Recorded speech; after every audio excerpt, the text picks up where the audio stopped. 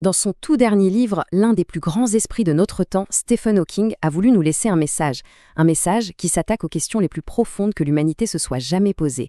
Alors, plongeons ensemble dans ses toutes dernières pensées. Cette phrase, elle capture tout. C'est toute la dualité de Stephen Hawking. D'un côté, il y a la réalité d'un corps, confiné à un fauteuil roulant, et de l'autre, un esprit d'une liberté absolue qui explore les confins du cosmos. C'est ce voyage de l'esprit qu'on va suivre aujourd'hui. Pour vraiment saisir la portée de ces réponses, il faut d'abord comprendre l'homme. Et tout commence par une épreuve personnelle. Au début de la vingtaine, alors que c'est un jeune étudiant brillant, il reçoit un diagnostic qui va redéfinir complètement son existence. Le pronostic est brutal. Les médecins lui donnent à peine quelques années à vivre. On imagine le choc, il sombre dans la dépression.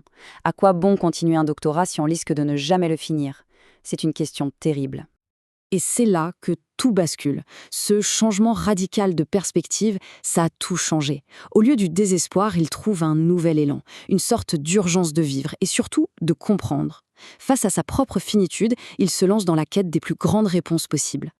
Bon, passons maintenant de l'homme à son esprit. Le livre s'attaque de front à une question millénaire: d'où vient l'univers? Pendant des siècles, la réponse, elle, appartenait au domaine de la religion, de la foi. Voilà le débat au cœur de sa réflexion. Ce qui est crucial de comprendre ici, c'est que le but de Hawking, ce n'était pas de réfuter l'existence de Dieu. Son objectif, c'était de voir si les lois de la physique, à elles seules, pouvaient fournir une explication complète, une explication cohérente de notre univers. Et c'est ici que ça devient vraiment fascinant. Hawking propose une explication d'une élégance folle pour expliquer comment l'univers a pu apparaître sans l'intervention d'un créateur. Il a même un nom pour ça, le repas gratuit ultime. Alors, pour faire un univers, imaginez une recette toute simple avec 3 ingrédients. D'abord, il faut de la matière, les étoiles, les planètes, nous. Ensuite, il faut de l'énergie, la lumière, la chaleur. Et enfin, il faut de l'espace, beaucoup d'espace pour mettre tout ça. Mais voilà qu'Einstein arrive et simplifie la recette. Sa fameuse équation montre que la matière, en fait, c'est juste une forme incroyablement concentrée d'énergie. Nos 3 ingrédients se réduisent donc à 2, l'énergie et l'espace. La grande question reste, d'où viennent-ils? La clé de l'énigme se trouve dans cette idée. Une idée un peu contre-intuitive, c'est vrai. L'idée, c'est que pour toute l'énergie positive qui constitue l'univers qu'on voit, il doit exister une contrepartie, une énergie négative. Pour rendre ça super simple, Hawking utilise une superbe analogie. Imaginez un terrain parfaitement plat. Pour faire une colline, il faut bien creuser un trou quelque part, non? La terre du trou devient la colline, c'est toute l'énergie positive de l'univers. Et le trou alors? Eh bien c'est l'énergie négative, stockée dans l'espace lui-même. Et voilà la conclusion, absolument stupéfiante. Si on additionne toute l'énergie positive de la matière et toute l'énergie négative de l'espace, le total est un immense zéro. Tout s'annule. Parfaitement. La conséquence de ça est vertigineuse. Si le total est 0, ça veut dire qu'il n'a fallu aucune énergie pour créer l'univers. On peut littéralement obtenir quelque chose à partir de rien. C'est le fameux repas gratuit ultime. Mais ça laisse une dernière question en suspens. D'accord, l'univers a pu naître spontanément de rien. Mais qu'est-ce qui a déclenché le processus? Il a bien fallu que quelqu'un ou quelque chose appuie sur le bouton marche? Non. C'est la question qui semble nous ramener logiquement à un créateur. Dans notre monde, tout est une cause. Un événement en provoque un autre. Alors, quelle a été la toute première cause, celle qui a déclenché le Big Bang? La réponse de la science est aussi courte que déroutante. Rien. Et pour comprendre cette réponse, il faut repenser notre conception la plus fondamentale, celle du temps. C'est une idée difficile à saisir, mais elle est au cœur de tout.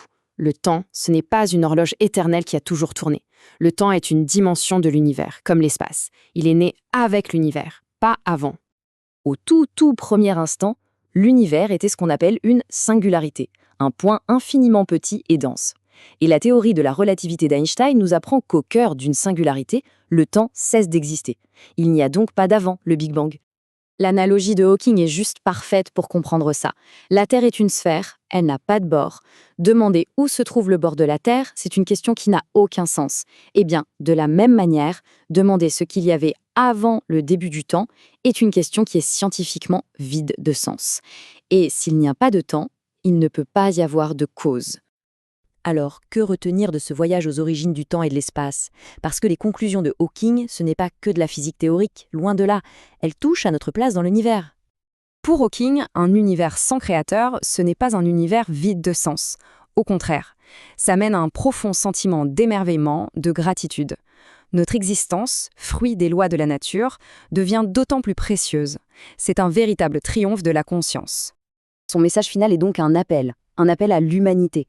Il nous invite à utiliser cette compréhension de l'univers pour résoudre les défis, bien réels, sur notre propre planète. Parce que savoir, c'est aussi avoir une responsabilité. Ces derniers mots, ils résonnent avec une force particulière, parce qu'ils sont le reflet de sa propre vie. Celui qui a surmonté des obstacles qu'on pensait insurmontables nous dit que nous le pouvons aussi. C'est une invitation à faire face à nos défis, qu'ils soient personnels ou collectifs, avec la même détermination. Au fond, l'héritage de Stephen Hawking, ce n'est pas seulement les réponses qu'il a trouvées, c'est l'inspiration qu'il nous a donnée pour continuer à poser des questions.